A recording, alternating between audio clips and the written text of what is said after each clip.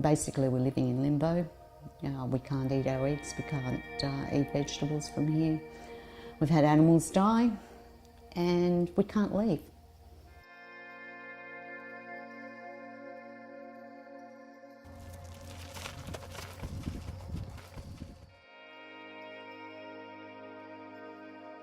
No one's going to buy a contaminated property, so it's worthless, and we can't afford to go anywhere else. And whilst they're saying there's a red zone with some lines drawn around a map, which is supposed to be the contamination area, who knows how big this problem is.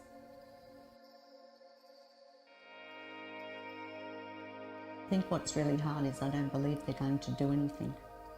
I think we're stuck here. I'd like to see some compassion, and that's not what we're seeing.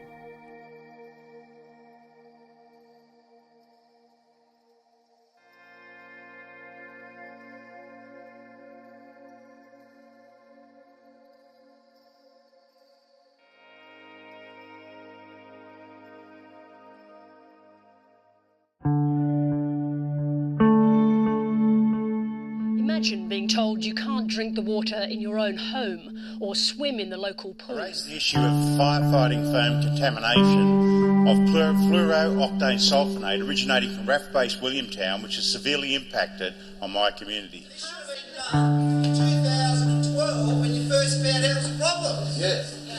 Right? It's pretty simple. By an unfolding scandal over chemical contamination from Defence Force bases. The source of the contamination is a fire-repellent foam. There are PFOS levels reported as 100 times higher than acceptable health risks. Investigation has revealed that the Defence Department knew about the dangers of the foam as early as 1987, but continued to use it for decades when studies show those chemicals may be linked to cancer.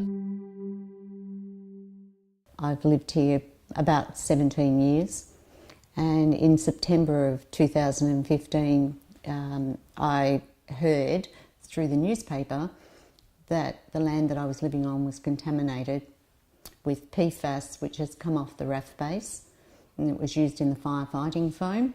We don't think it's safe for us, we don't think it's safe for our animals, but unfortunately we can't go anywhere else. We've put everything into the property and we've got nothing to show for it. It's like it doesn't affect them, so let's minimise the amount that it's going to cost us to relocate people, to compensate them for what they've lost, which is, when it's your home, it's everything. It's something that I think down the track the governments will look back on and say we did an appalling job of this. There is enough evidence for us all to be very concerned about the presence of this in our lives generally, let alone for the residents living in the red zone. I've been convinced from the start that the whole response of Defence has been an effort to minimise their own liability. If this were in Sydney, it would be treated in a very different way. There was just a call out to the community to put out your red ribbons, wear a red ribbon, and show your support for the people living this nightmare for over 2 years now. There's two real components to this story and to this issue. The first one is remediation.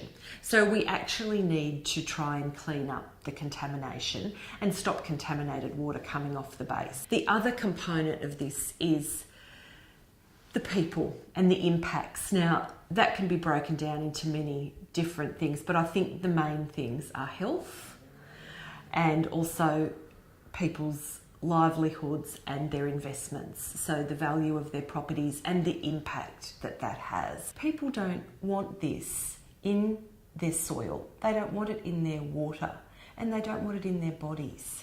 You know, this is new ground here, and we need to be clever enough to sit down and sort it out for the benefit of those people that have been impacted. I'd like to go somewhere where I know that there's no contamination, but now I'm frightened that I don't know where the contamination is, because the RAF bases, the army bases, fire stations, they all use the firefighting foam. Where do you go? Where do you live?